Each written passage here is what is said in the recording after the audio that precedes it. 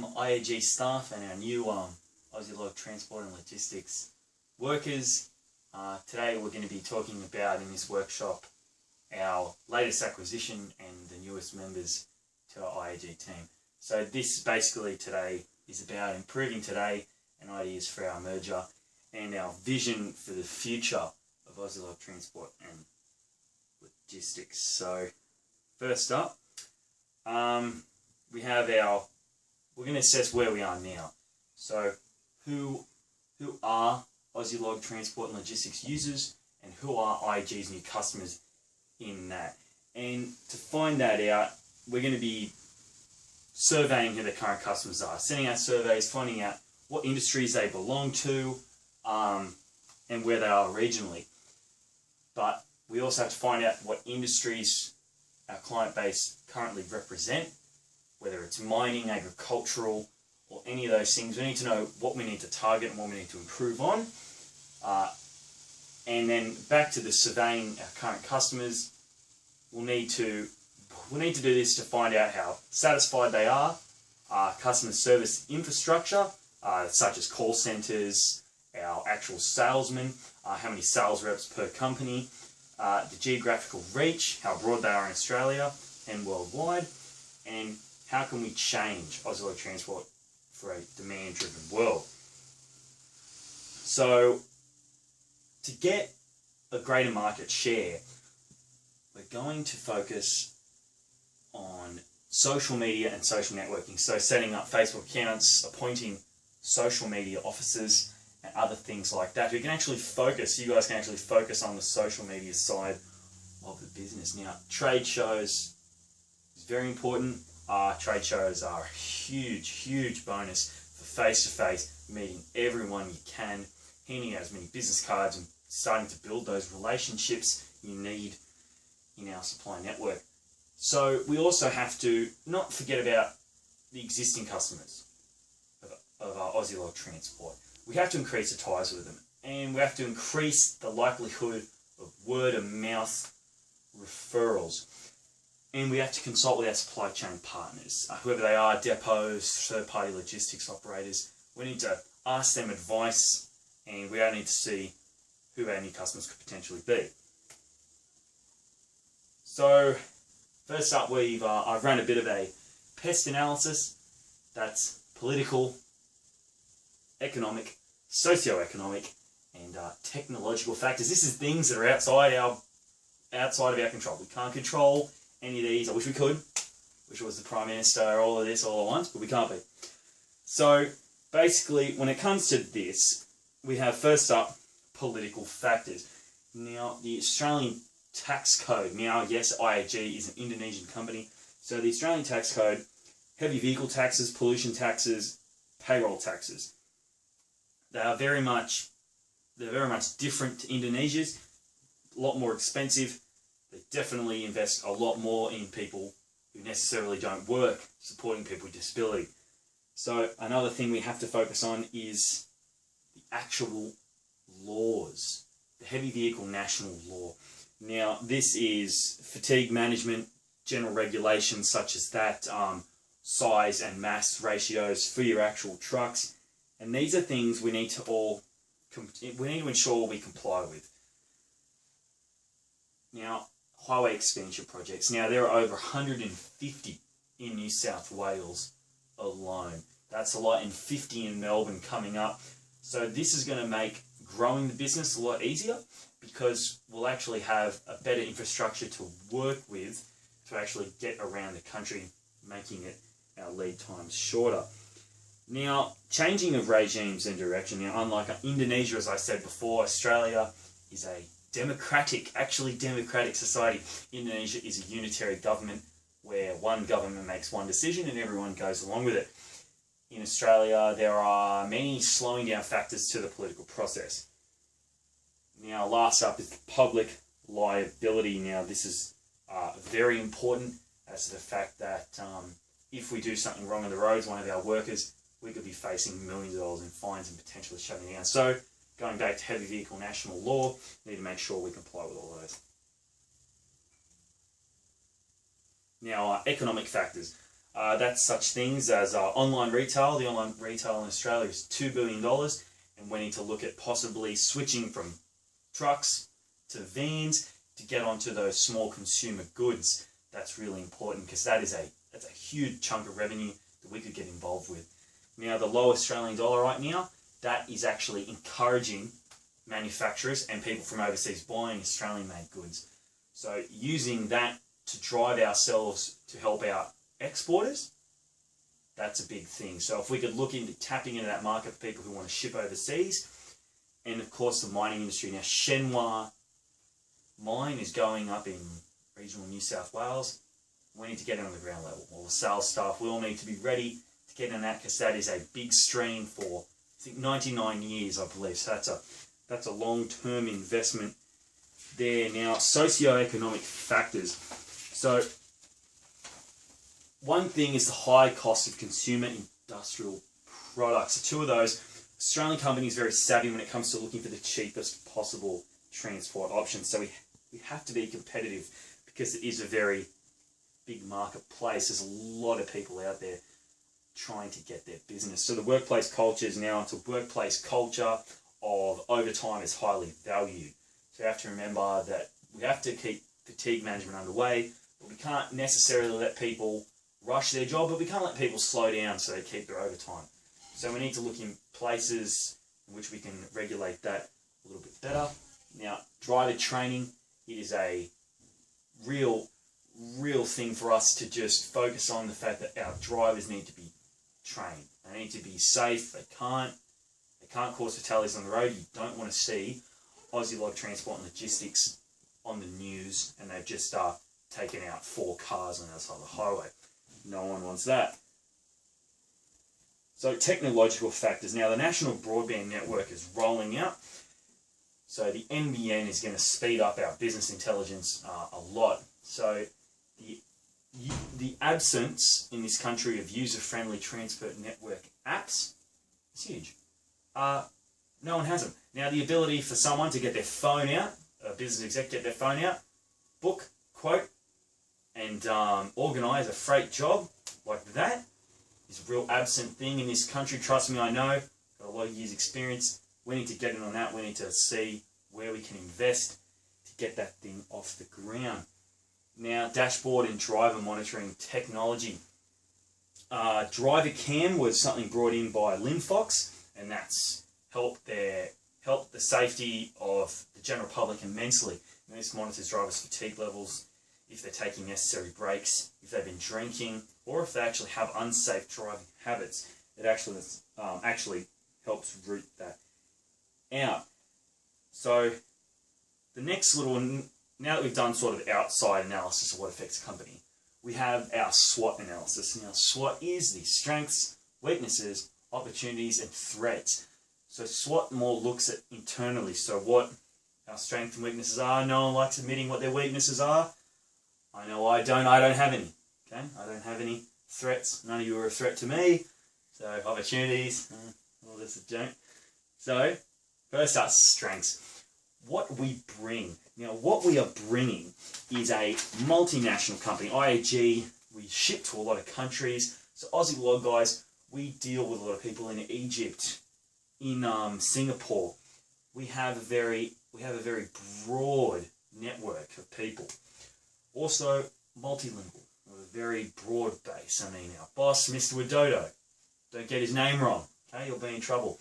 Very multilingual, a lot of different languages, a lot of different cultures. So yes, the clients in many different countries. I've touched on that before, but really that means that that's a lot of room for expansion when it comes to international transit. So getting into that market, we have people in a lot of countries. That's a good thing. So what are we getting?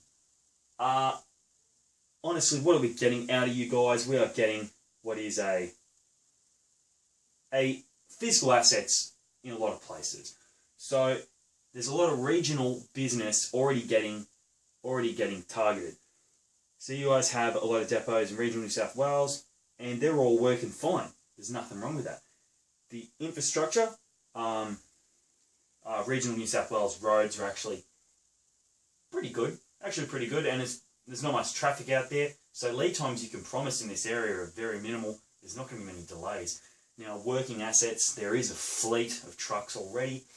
While they're a little aged, they're not talking brand spanking new, they're not Kenworths, all of them, but, well, they're all working, and that's good.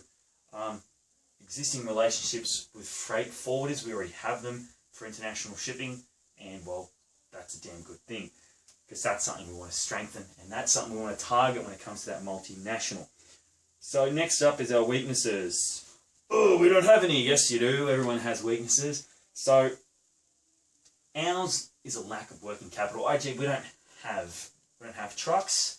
We don't have fleets of vans. We don't have any of that. So this is something we're gaining from IAG strengths. So you're sort of matching up strengths and weaknesses here.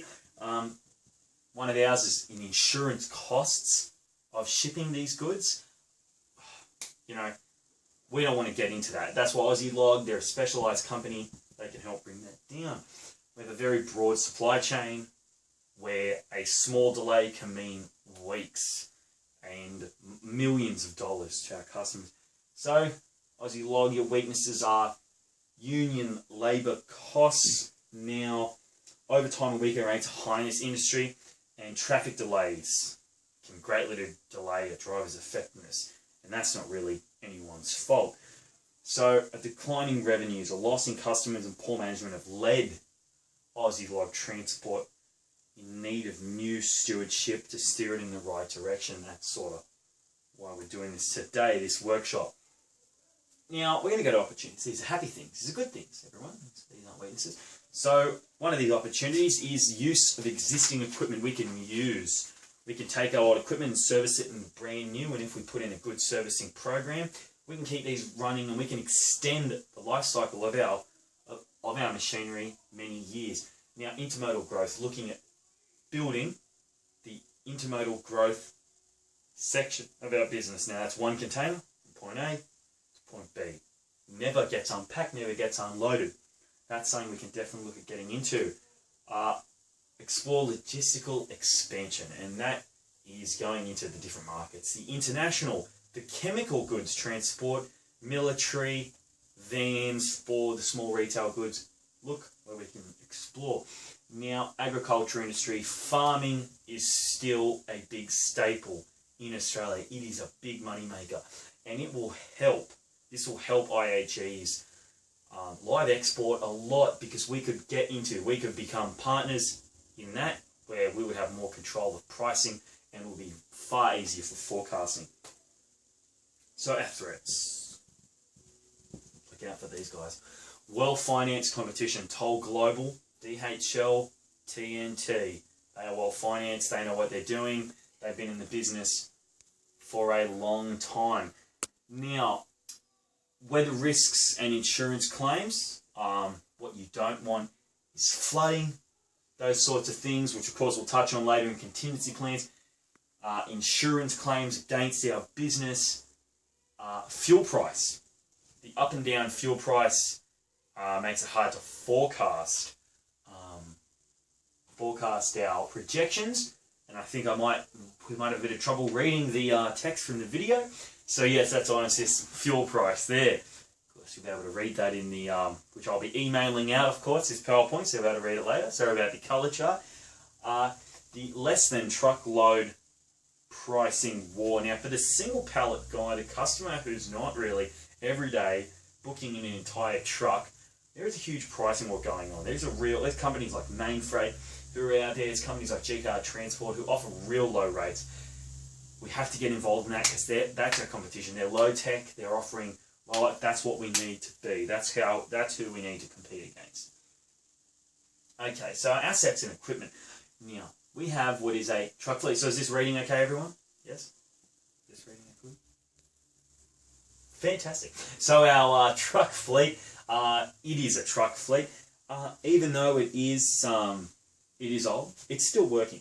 So that's not bad. We have B-double semi-trailers and trucks. So our warehouses and depots, they're established regional depots. I already touched on that before. Now, where to put them down the road is another thing. Where are we going to place them in the future? And of course, an aging fleet, placement of forwarding locations, need for partnerships with larger carriers. That's a big thing. If we could look to partner with someone like Toll Global, we could become we could become a third-party carrier for them to start to learn some expertise and know how they do it so well. So there's value to be gained in a lot of the stuff Aussie Log have. So that means what value we can extend. The trucks, the warehouse depots, what places don't we need to invest money in, they're already working. So there are lots of them. So the next is human resources. You guys are people, aren't you? Not robots. It's a real shame. Okay. Real shame we can't have them. Alright, so what are their qualifications? So we have to make sure that the key sets of skills that are needed in the transport industry, you guys have. Now, I'm not saying anyone here doesn't have those skills, but we have to make sure, we have to assess coming in, impartially, of course, to all of you, the experience. So, who has the appropriate experience for the job? We need people with sales skills, because in the day we're selling logistics. We're selling the idea of cutting lead times. We're selling better guarantees to customers. So yes, we need to make sure our people have that sales charisma in them. Resilience, we need people who can overcome obstacles, overcome hurdles, because they're the guys who are going to help the company grow. Adaptability to new ideas. People, we have to remember this is a new company coming in, IAG, we have come in. You guys have to be able to bring on new ideas. People are going to have them. We're not going to kick your ideas out the door, but we do expect you to be open. So selfish or holistic, either you're with us or you want to stay with the old way. And industry type. So that's basically what this industry needs out of its employees. So we're, sort of assessing all those things. None of your jobs are in trouble. Okay, so financial resources. So which investments and resources are not important and which ones are significant? So that's sort of what we're going here. So where to invest our money? So we do want to come in. We want to put some money in. We want to boost Aussie Log Transport. Where can we increase cash flow? So liquidity on capital. So basically, how quickly can we move assets off? If we need to sell a truck, how quickly can we turn that truck into a new truck using the capital from that? And the strategic significance, is it actually important to invest money there, or can that be drawn back a little and money put in elsewhere? Alright, so next one's moving forward. Alright, so we have to, in the short term, we have to understand our current objectives. It's a must for what direction we need to focus on down the road. Our focus on improvement is by focusing on the day-to-day practices is a good start. Is there too much movement? Where is there waste? We need to find out those things first. Short-term gains. We cannot be focused on short-term gains. We have to be focused on long-term. Short-term are only fixes. We can't be focused on making money in 2 months, 6 months, 10 months. We have to look down the road 2-3 years to start turning this around so no one get disappointed if in 2 months' time nothing's happening. Okay. Medium to long term. So start to involve middle management or planning and get their feedback on new processes. We want to hear from you guys. We really do. Everyone in this room's opinion is very valid. We want to hear from you. So tactical plans. So we're going to review how each separate function works to look for places to make more streamlined. Functional excellence. It's a very nice word, isn't it, functional excellence? These are high level and examine the new objectives for the long term to see how the new strategy is working. So it's looking at, in 5 years' time, is this strategy working now? And is it on track to perform?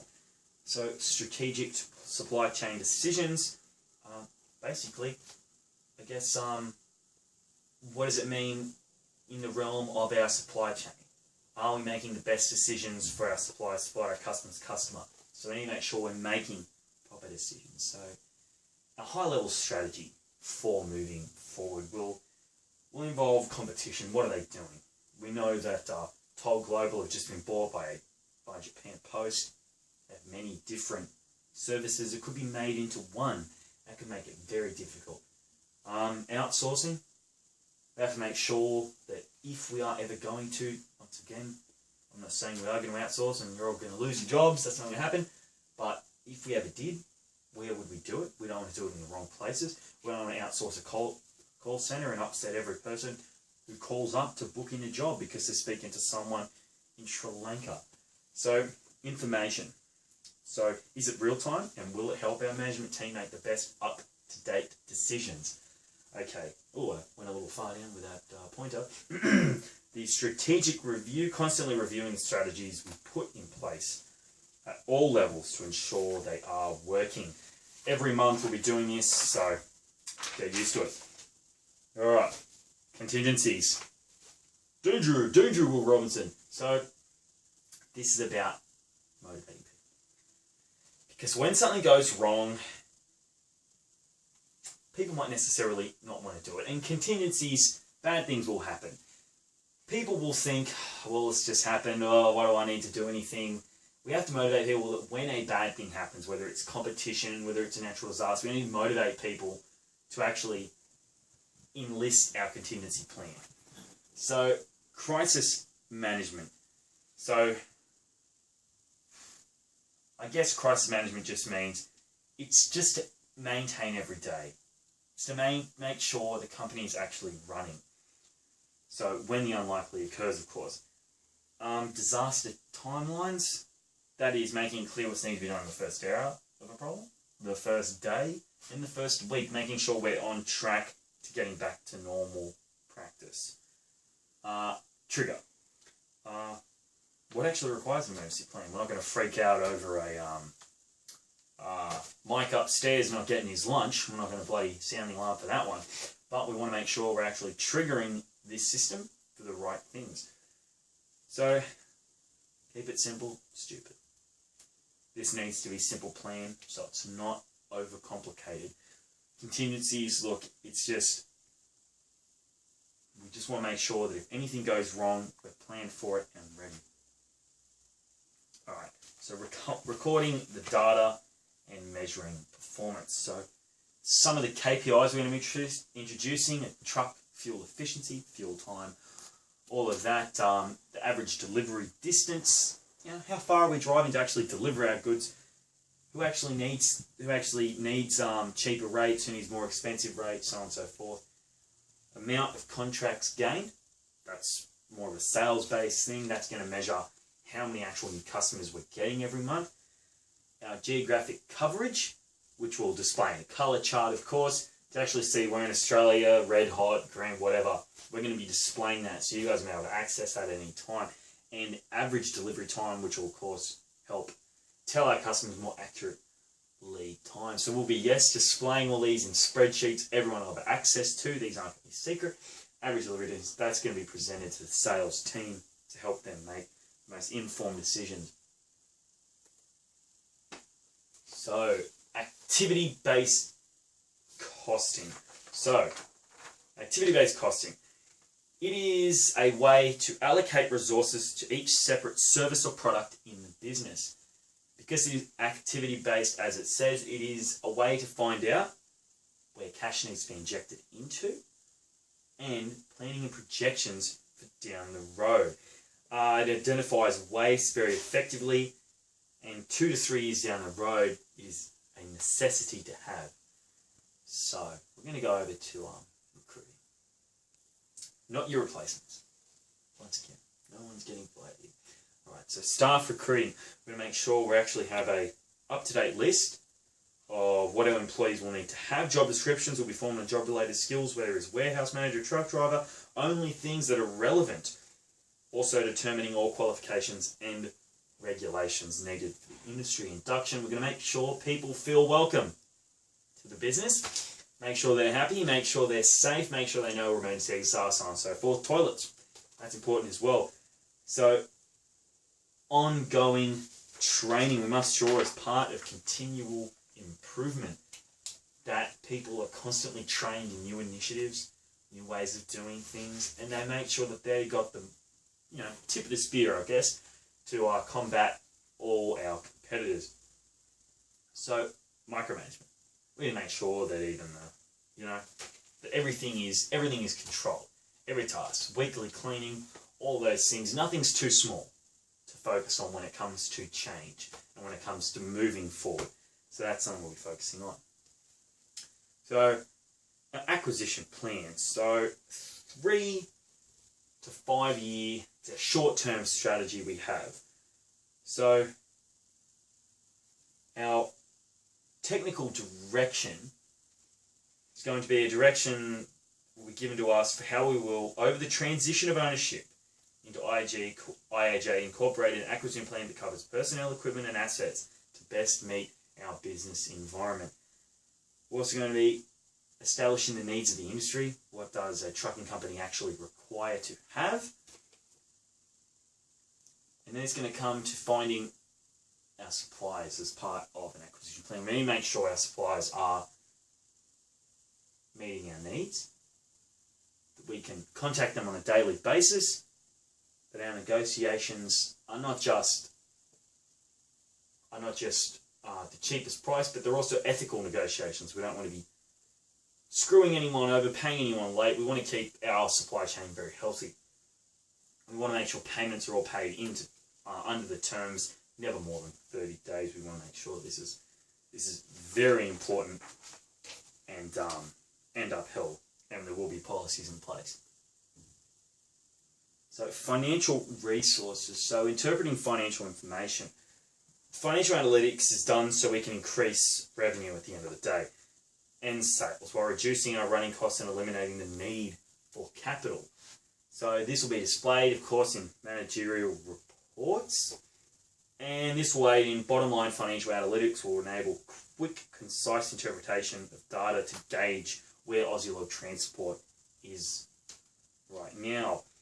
Budget and forecast, that's going to be how much we're going to spend each year to improve. We'll need to find out what needs help first before we can start delivering these forecasts. So resource usage. Okay, some inputs of that is measuring time and all costs. And the outputs of that resource usage is sales and profits. So with the efficiency, we're going to be finding out two things of that. That's if they're efficient, if it's efficiency, and if anything is effective. So they're going to be all byproducts of actually measuring these things. So these KPIs will help us with the overall performance and tell us the real outputs of Aussie Log Transports. So we can interpret this information and display it in a user-friendly manner. We'll be using traffic light reports. So I don't know if anyone's new to that, but basically the traffic light report is, well, it's a traffic light. A traffic light report breaks down every function and displays all metrics, and it's one screen. So you can open up one screen, click away, and you know exactly where the problem is. You don't have to go find it. It's right there, of course. You know, green means good, yellow means going all right, and red means bad, needs attention. Okay, next thing is reducing costs. To reduce costs, that's very important. Now, we will be monitoring the finances surely at some point, and something will go wrong, and this problem will need to be fixed. And we'll need to reduce costs most likely to fix these problems. So removing waste, such as movement or any function that does not generate value. Reports on expenditure, that's conduct in-depth reports. So we need to know how much toilet paper costs, how much internet costs, how much is one guy on Wi-Fi in the corner of the building. You know, what's the actual cost of this company? And we need to use the traffic light reports. If we're going to set this up, if we're going to invest all that money, people will need to use them. They will help you out. They'll make your job a lot easier. So now, when we do find something wrong, demake. Say it however you want. Demake. Whatever. We'll need to define what the problem is. The quicker, the better we find out what it is. That means less money, less lead time lost. So we'll need to measure. We need to decide, you know, is too much being, you know, spent on consumables, or we need to find out what the problem is. So the data needs to be collected. So what further data we need to make. So analyze. So we need to see if it's, you know, if it's going to continue. Could just be a one-off anomaly. And that's something we don't need to worry about. But we only need problems that are going to continue. We only need to fix those. If it's a one-off because someone was sick or something like that, that's fine. Only things that are going to continue. So improve. So comes to improving, some people will see it as bad, and some people will see it as good improvement. That's going to happen.